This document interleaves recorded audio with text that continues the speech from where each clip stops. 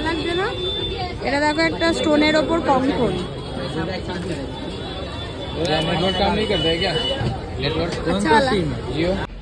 ঘরের অবস্থা দেখো। ঢুকে পড়, তুই আলমারির ভেতর ঢুকে পড়। তোকে কে বলেছে এখন নামাতে রাত্রে করতাম? Good morning everyone, welcome back to the channel to new blog. আশা করি সবাই সুস্থ আছো, ভালো আছো, স্বাভাবিক আছো। আমি জাস্ট ফাটাফাটি আছি। উঠে গেছি সকাল সকাল অনেক, এখন 10টা মতো বাজে। বেরোচ্ছি দোকানের দিকে যাবো, আর রিম্পাও এদিকে রেডি সেডি হোক। কী করবে এখন আমি জানি না। আজ একটু বড় বাজারও যাওয়ার আছে, জানি না কখন গিয়ে উঠতে পারবো। চেষ্টা করবো যাওয়ার। মানে এখন যাচ্ছি 10টা, যদি 2টোর আগে আমি ফিরে আসতে পারি তাহলে বড় বাজার থেকে আবার বড় বাজার গিয়ে আবার 6টা সাড়ে 6টায় ফিরে আসতে পারবো। যাই এখন আমি দোকানে, তারপর রিম্পা কী করবে না করবে সেটা আমাকে জানালে আমি সেই বুঝে সব কিছু অ্যারেঞ্জ করবো আজকে। ঘুমন্ত হেসো।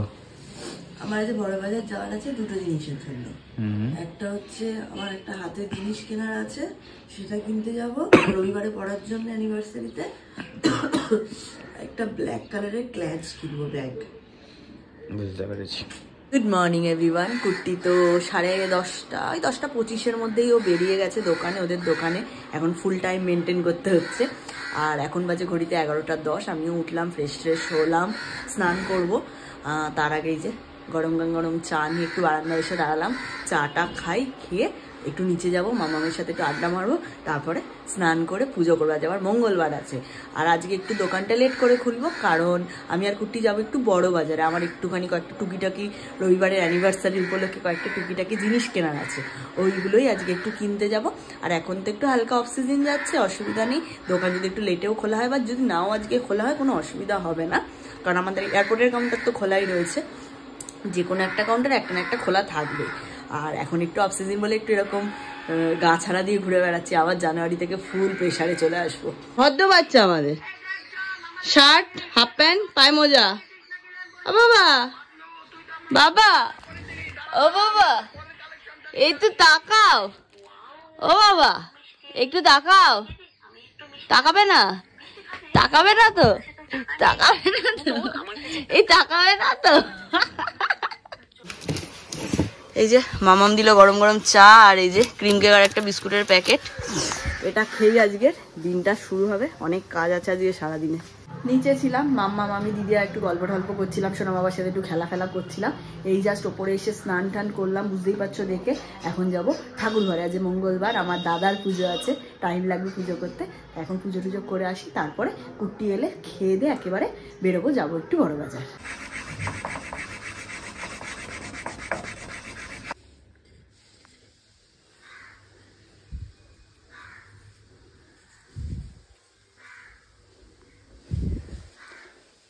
জয় বজরংবলী।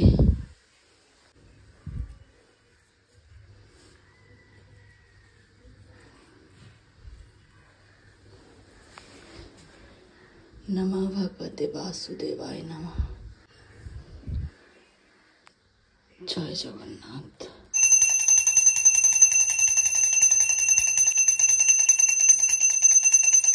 পুজো টুজো কমপ্লিট হয়ে গেছে মঙ্গলবারে।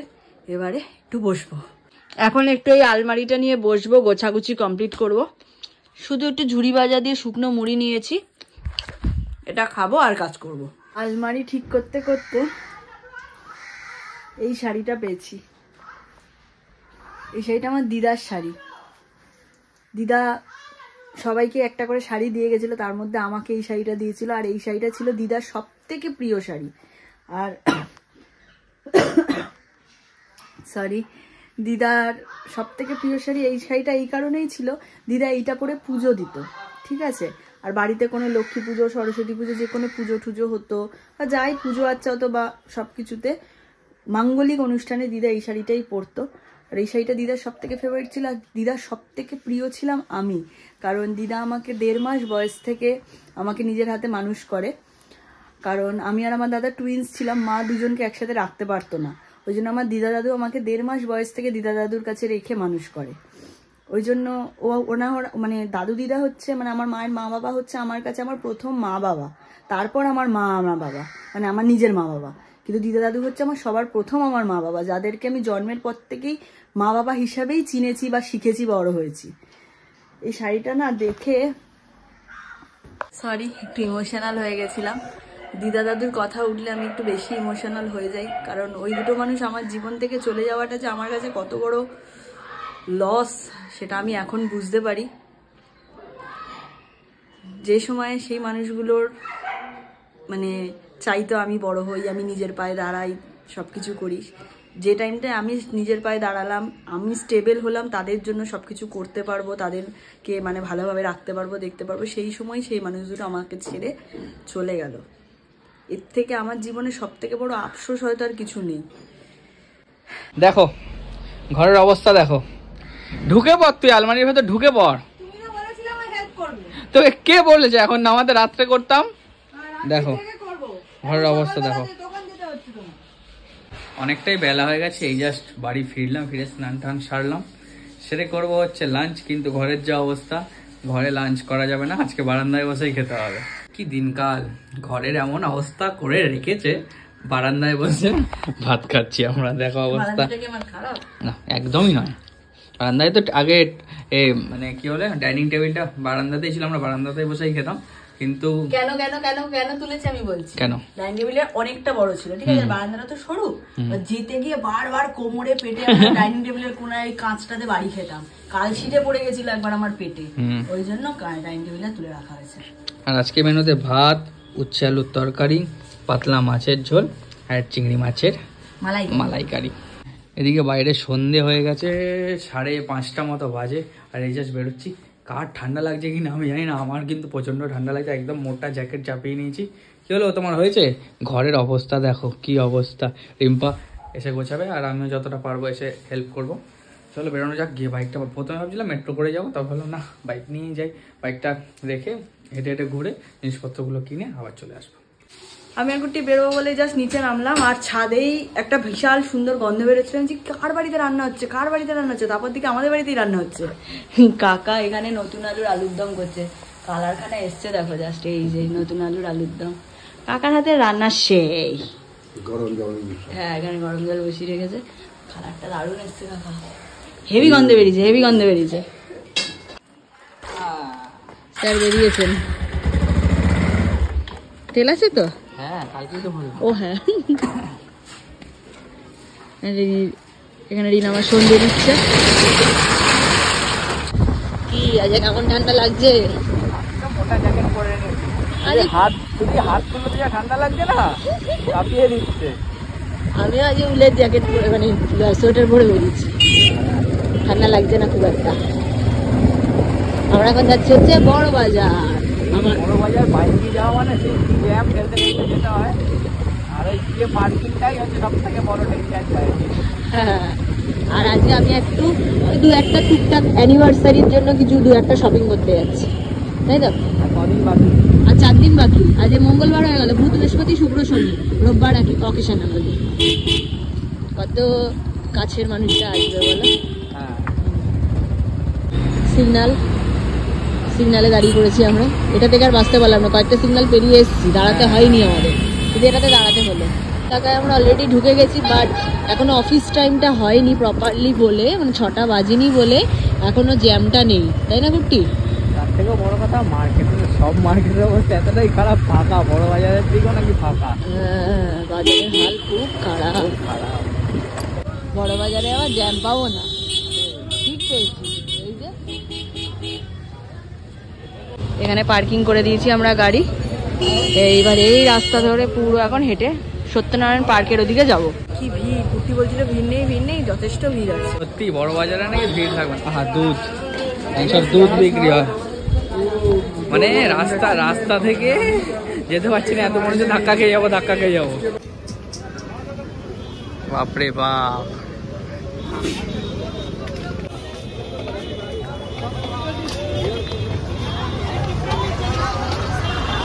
এসে গেছি সত্যনারায়ণ পার্কের সামনে। হ্যাঁ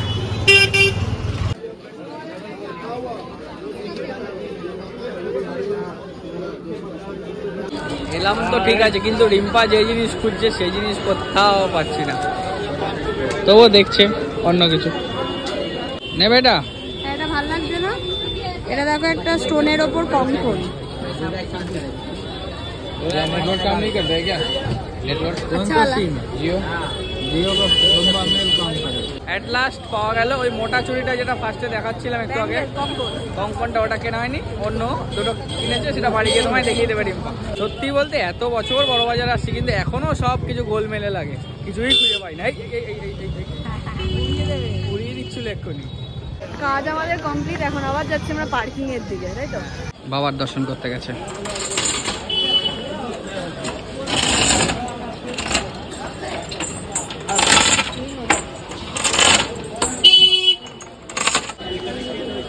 আমার বাবার দর্শন হয়ে গেছে এখানে এসে।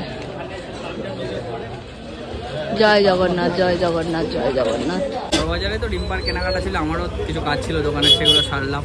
এখন এসছি আবার নতুন বাজার, এখানেও কিছু কাজ আছে সারবো, তারপর যাবো ভূতনাথে, চা লিট্টি খেয়ে পারি। ওই ওখানে ভূতনাথ মন্দির, দুদিন বাদে ভূতনাথ এলাম, আর এসছি একটু চা লিট্টি হবে না, সেরকম তো হয় না না।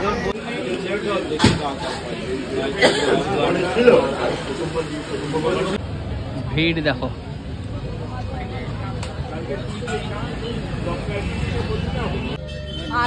আধা ঘন্টা দাঁড়িয়ে তারপর আমিও লিট্টি গাওয়া ঘিয়ে ভেজানো লিট্টি খা খা পাগলা।